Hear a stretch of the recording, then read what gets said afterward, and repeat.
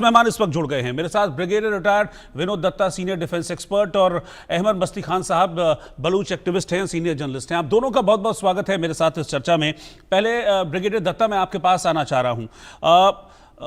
बलूचिस्तान में और खैबर में इस वक्त पाकिस्तान के जो सैनिक हैं, इन दोनों ही पाकिस्तान के प्रोविंसेस में पाकिस्तानी सेना के लिए ये लोग काल बन गए हैं, और सिर्फ एक ही नारा सुनाई देता है बलोच के मुंह से या फिर टीटीपी के मुंह से कि पाकिस्तानी सेना को और उनके जो भी चाहने वाले हैं उनको सजाए मौत, और वही कर रहे हैं, लंबे समय से कर रहे हैं। अभी कल परसों 14 पाकिस्तानी सैनिक मारे थे, अब 2 आईएसआई एजेंट लटका दिए फांसी पर।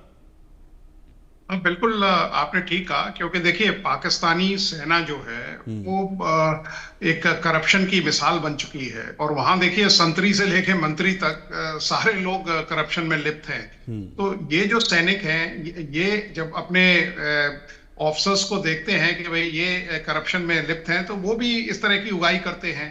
और बलूच आर्मी ने देखिए कि किसी निर्दोष को नहीं मारा है। ये सब वहां जो उगाई कर रहे थे, लोगों से पैसे वसूल कर रहे थे, लोगों पे जुल्म कर रहे हैं, लोगों की इज्जत से खेल रहे हैं, लोगों पे मतलब यातनाएं दे रहे हैं। इसलिए जो बलूच आर्मी है, बीएलए है, उनका खात्मा कर रही है। बीएलए जो आर्मी पाक साफ है, उनको कभी उन्होंने कुछ नहीं कहा। और जिस तरह का फरमान अभी बीएलए ने जारी किया है कि आसिम मुनीर को वो फांसी पे लटका देंगे, तो मुझे लगता नहीं है कि मतलब ये दिन बहुत ज्यादा दूर है। क्योंकि जिस तरह से पाकिस्तानी सेना वहां दुम दबा के भागती है, जिस तरह से पाकिस्तानी सैनिकों को वहां बीएलए खदेड़ती है, जिस तरह से उनको खात्मा करती है, ये पाकिस्तान आर्मी ने कभी, आप ये देखिए सन 47 से लेके आज तक कभी पाकिस्तानी सेना का इतना बुरा हाल कभी नहीं हुआ। इतनी बुरी तरह से उनको किसी ने नहीं खदेड़ा। और आप देखिए, चाहे वो खैबर पख्तूनख्वा हो या बलूचिस्तान हो, वहां दोनों मुंह की खा रहे हैं वो।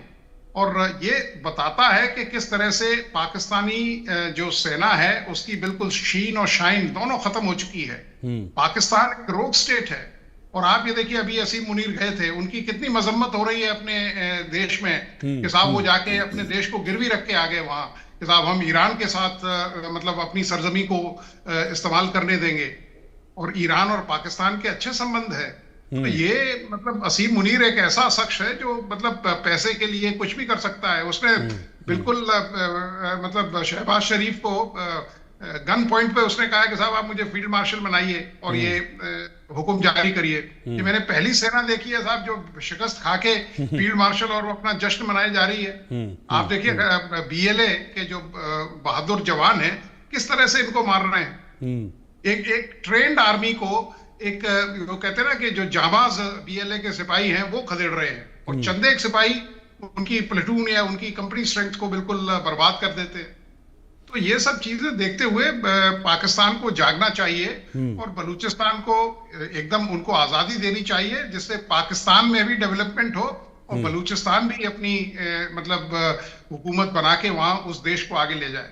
बिल्कुल। अब जागेगा नहीं जागेगा पाकिस्तान, इस बात में तो मुझे बहुत डाउट है अहमद मस्ती खान साहब। लेकिन